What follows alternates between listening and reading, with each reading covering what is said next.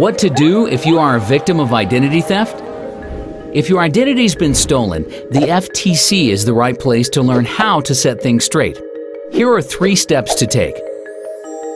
First, call one of the nationwide credit reporting companies. Ask them to put a fraud alert on your credit report.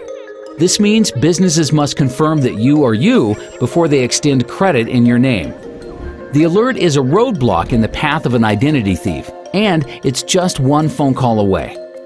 Second, order free copies of your credit report from each of the nationwide credit reporting companies.